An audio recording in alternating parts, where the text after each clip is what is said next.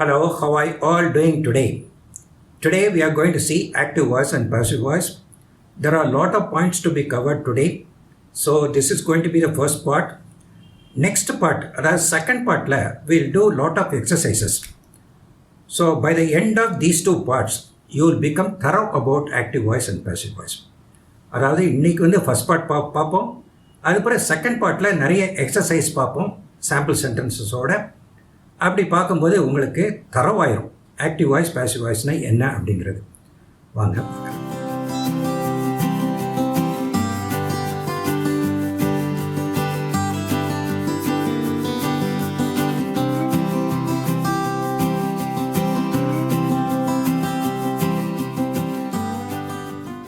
இப்போ வந்து ஆக்டிவ் வாய்ஸ்னால் என்ன, பாசிவ் வாய்ஸ்னால் என்னென்னு பார்ப்போம். ஆக்டிவ் வாய்ஸ்லேருந்து பாசிவ் வாய்ஸாக எப்படி சேஞ்ச் பண்ணுறது அப்படிங்கிறதையும் பார்ப்போம்.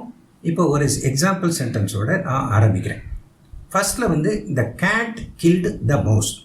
இது வந்து ஒரு டிப்பிக்கல் நார்மல் இங்கிலீஷு சென்டென்ஸு. ஏன்னா இதில் வந்து ஒரு சப்ஜெக்ட் இருக்குது, ஒரு வேர்பு இருக்குது, ஒரு ஆப்ஜெக்ட் இருக்குது. ஒரு சென்டென்ஸினுடைய உயிர்நாடி என்னன்னு கேட்டிங்கன்னா அந்த வேர்பு தான் உயிர்நாடி. இதில் வேர்பு எங்கே இருக்குது? இந்த கில்டு தான் வேர்பு. அது வந்து ஒரு ஆக்ஷன் வெர்பு. அது வந்து கொல்றது அப்படிங்கிறது ஒரு ஆக்ஷன். ஸோ இந்த ஹூ கில்டு அப்படிங்கிற கொஸ்டின் கேட்டோம்னா சப்ஜெக்ட் தெரிஞ்சிடும். Who killed? The cat killed. Cat தான் ஒரு ஆக்ஷன் பண்ணுது, கேட்டு தான் கொல்லுது. Cat killed. So cat is the subject and killed is the verb.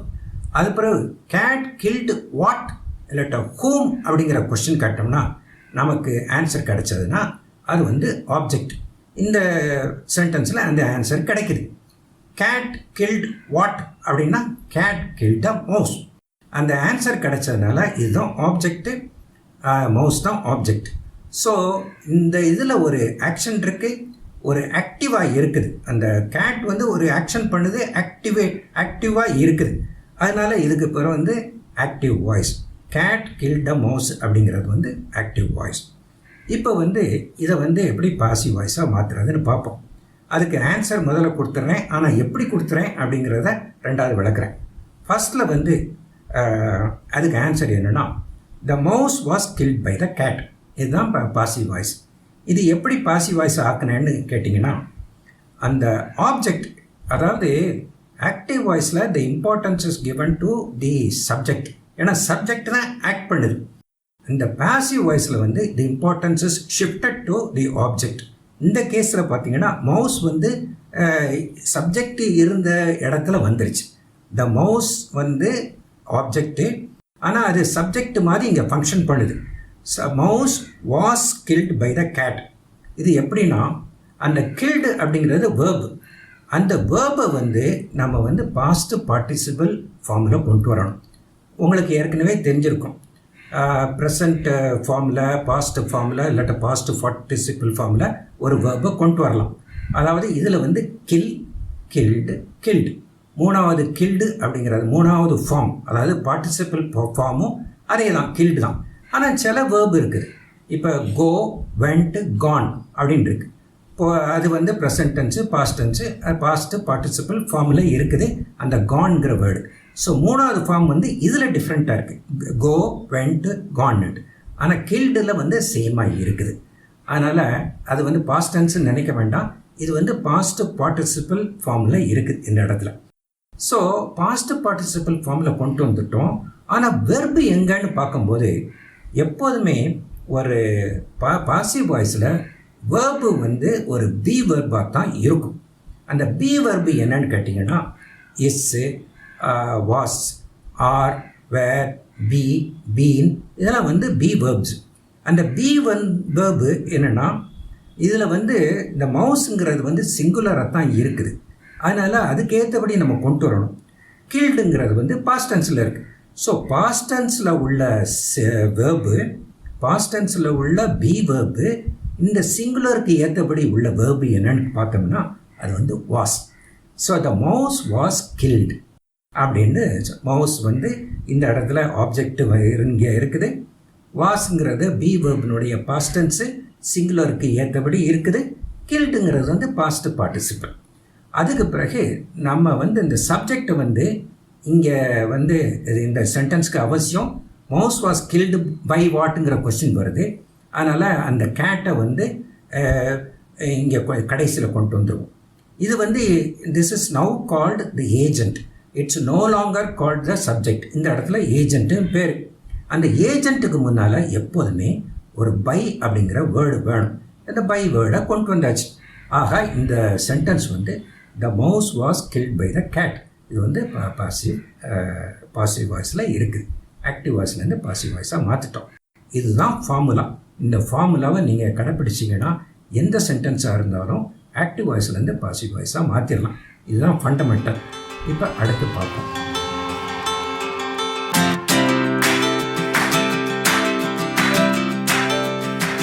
இப்போ பார்த்த எக்ஸாம்பிளில் வந்து இந்த கில்டுங்கிறது வந்து ஒரு ஆக்ஷன் வேர்ப். இதுக்கு இன்னொரு பேர் கூட இருக்குது. அதாவது வந்து டிரான்சிட்டிவ் வேர்புன்னு இருக்குது. ஒரு சென்டென்ஸில் ஒரு டிரான்சிட்டிவ் வேர்பு இருந்தால் தான் நம்ம வந்து ஆக்டிவ் வாய்ஸாக பாசிவ் வாய்ஸாக ஆக்க முடியும், இல்லாட்டா ஆக்க முடியாது. இன்ட்ரான்சிட்டிவ் வேர்பு உள்ள சென்டென்ஸை ஆக்க முடியாது. இன்ட்ரான்சிட்டிவ் வேர்புக்கு for example the baby cried அப்படின்னு வச்சுக்கோங்க. கிரைட் வாட் ஹோம் அப்படிங்கிற கொஸ்டினுக்கு ஆன்சரே கிடைக்காது. அதனால் இந்த பேபி கிரைட் அப்படிங்கிற சென்டென்ஸை நீங்கள் பாசிவ் வாய்ஸாக ஆக்க முடியாது. 2 more examples. She slept well, he works hard. இப்படி உள்ள சென்டென்ஸு அந்த வேர்பு வந்து இன்ட்ரான்சிட்டிவ் வேர்பு. இதை வந்து நீங்கள் பாசிவ் வாய்ஸாக ஆக்க முடியாது. இது ஒரு பாயிண்ட். அதுக்கு பிறகு நம்ம இன்னும் 2-3 எக்ஸாம்பிள் கொடுக்குறேன் பாருங்கள். Second example, Praveen will buy a car. இது வந்து ஃப்யூச்சர் டென்ஸில் இருக்குது. He will buy a car. இதை வந்து எப்படி பாசிவ் வாய்ஸாக மாற்றுறதுன்னு பார்ப்போம். A car will be bought by Pradeep. So நம்ம ஏற்கனவே சொன்ன மாதிரி இந்த ஆப்ஜெக்டை வந்து at the beginning of the sentence கொண்டு வரணும். அந்த கார் ஆப்ஜெக்டை வந்து இங்கே கொண்டு வந்தாச்சு பாசிவ் வாய்ஸில் எ கார் அப்படின்ட்டு. அதுக்கப்புறம் வில் பை அப்படின்ட்டு வேர்ப் இருக்குது. அந்த பையை வந்து ஏற்கனவே சொன்ன மாதிரி பாஸ்ட் பார்ட்டிசிபிளில் கொண்டு வரணும். பாட்டுன்னு கொண்டு வந்தாச்சு. அந்த வில்லை வந்து வில் பாட்டுன்னு வராது.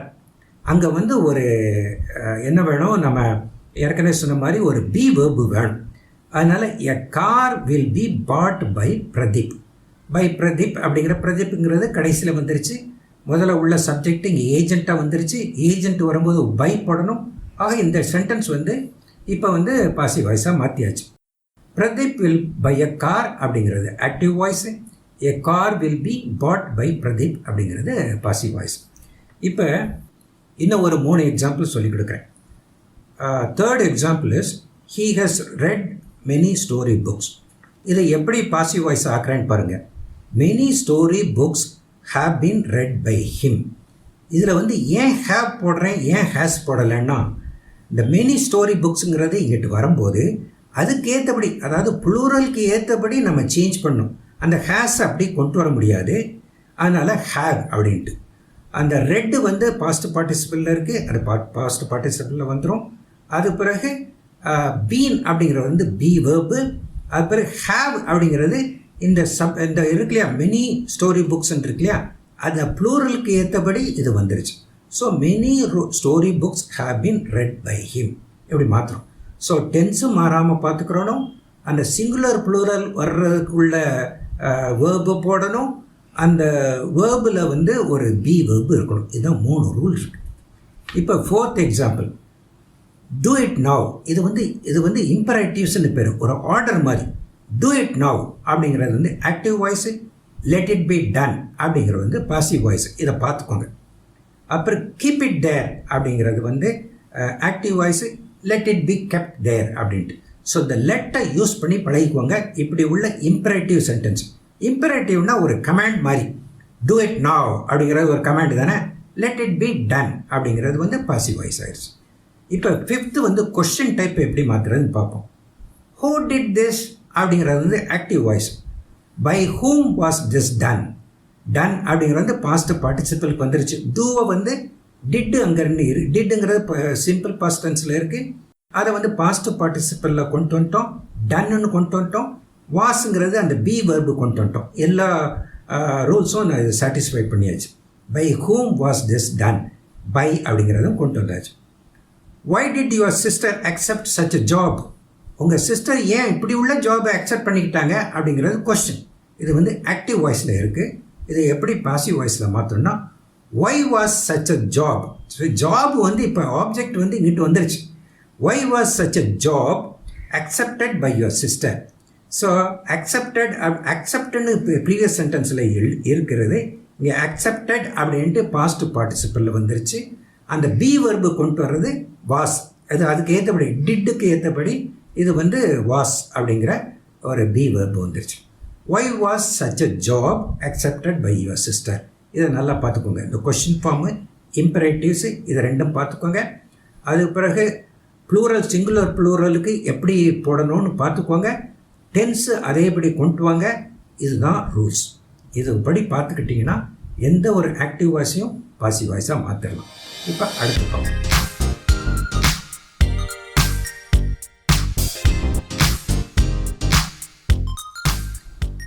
கடைசியாக இந்த வீடியோ லெசன் முடிக்கிறதுக்கு முன்னால் ஒரு இம்பார்ட்டன்ட் மெசேஜ் உங்கள்கிட்ட சொல்லிக்கிறேன்.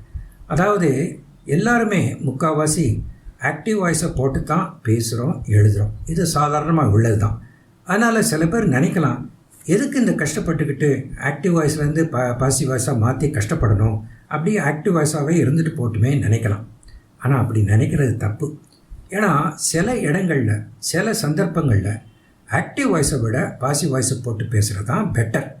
அதோட நம்ம பேசுகிறதும் எழுதுறதும் ஒரே ஆக்டிவ் வாய்ஸாக போட்டு எழுதுனா அது சரியாக வராது, ஒரு அழகாகவும் இருக்காது. இந்த ரெண்டு காரணத்துக்காக வேண்டி நம்ம பாசிவ் வாய்ஸை நம்ம கற்றுக்கிறது அவசியம். ஆக்டிவ் வாய்ஸை எப்படி பாசிவ் வாய்ஸாக மாற்றுறதுன்ட்டு ஒரு எக்ஸாம்பிளோடு சொல்லும்போது உங்களுக்கு விளங்கும். இப்போ வந்து சம்படி க்ளீன் த ரூம். இந்த சம்படி அப்படிங்கிறது சப்ஜெக்டு, க்ளீன்ட் அப்படிங்கிறது வேர்பு, ரூம்ங்கிறது ஆப்ஜெக்ட். யாரோ என்னுடைய ரூமை க்ளீன் செய்து விட்டார்கள் அப்படிங்கிறது அர்த்தம். இந்த சம்படிங்கிறது யார்? யாருன்னே தெரியாது. இந்த சப்ஜெக்ட் இஸ் அன்னோன். இந்த சந்தர்ப்பத்தில் எப்படின்னா passive voice is better. The room was cleaned.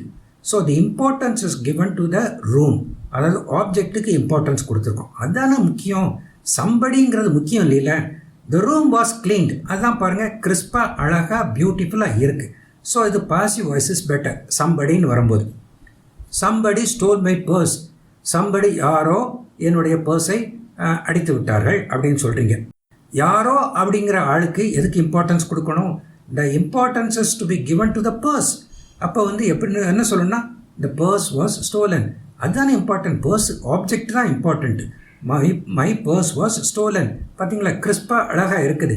சம்படிக்கு importance கொடுக்கணும்னு அவசியம் இல்லை. இந்த நேரத்தில் பாசிவ் வாய்ஸ் போட்டு தான் பேசணும். One more example.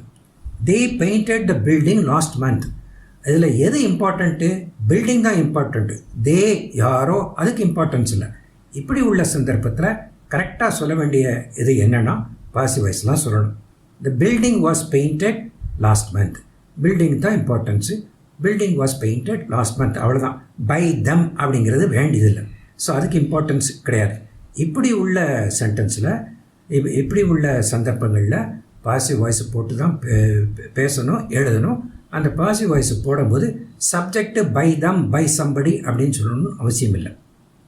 அது பிறகு even if the person is known, the subject is known, அது வந்து ஆப்வியஸாக இருந்தால், சாதாரணமாக உள்ளதாக இருந்தால், எல்லாருக்கும் தெரிஞ்சதாக இருந்துச்சுன்னா அந்த சந்தர்ப்பத்திலையும் நம்ம வந்து பாசிவ் வாய்ஸ் தான் போடணும். இப்போ பாருங்கள், the cleaner clean the room. Cleaner தான் ரூமை க்ளீன் பண்ணுவாங்க, வேறு யார் பண்ணுவாங்க? அதனால் it is obvious. The person who acts is obvious, the subject is obvious. அந்த நேரத்தில் எப்படி சொல்லணும்னா, த ரூம் வாஸ் கிளீன்டு. அதாவது பாசிவ் வாய்ஸில் ரூமை பற்றி தான் சொல்லணும். Room was cleaned. The pickpocket stole my purse. இது ஆப்வியஸ் தானே. யார் பிக் பாக்கெட் அடிப்பா? யார் பர்ஸை ஸ்டீல் பண்ணுவா? பிக் பாக்கெட்டு தான் பண்ணுவாங்க. ஆனால் பிக் பாக்கெட்டுக்கு இம்பார்ட்டன்ஸ் கொடுக்கணும்னு அவசியம் இல்லை. அது ஆப்வியஸ் சப்ஜெக்ட். அதுக்கு வந்து என்ன சொல்லணும்னா, த பர்ஸ் வாஸ் ஸ்டோலன். பார்த்தீங்களா, கிறிஸ்பாக அழகாக சொல்ல வேண்டிய மெசேஜை சொல்லியாச்சு. அது பிறகு பெயிண்டர்ஸ் பெயிண்டட் த பில்டிங் லாஸ்ட் மந்த். இதில் வந்து பெயிண்டர்ஸ் அது தெரிஞ்சது தானே. யார் பெயிண்ட் பண்ணுவா? பெயிண்டர்ங்கிறது தெரிஞ்சது தானே, ஆப்வியஸ் சப்ஜெக்ட். இந்த நேரத்துலையும் த building was painted last month அப்படிங்கிறது தான். ஸோ இதுதான் important. Building was painted last month அப்படிங்கிறது தான் கரெக்டாக இருக்கும், பொருத்தமாகும். இந்த வீடியோ லெசனை இதோட முடிச்சுக்கிடுவோம். இப்போ நெக்ஸ்ட்டு பார்ட்டில் நிறையா எக்ஸாம்பிள்ஸ் கொடுத்து எக்ஸசைஸ் பண்ணுவோம். அப்போ இந்த சப்ஜெக்ட், அதாவது ஆக்டிவ் வாய்ஸ் பேசிவ் வாய்ஸ் உங்களுக்கு நல்ல அண்டர்ஸ்டாண்டிங் ஆகி போகும். அதனால் இன்றைக்கி பார்ட் 1 இதோட முடிச்சுக்கிறோம். பார்ட் 2 பாருங்கள். பார்க்கும்போது உங்களுக்கு நல்லா விளங்கும். Thank you very much.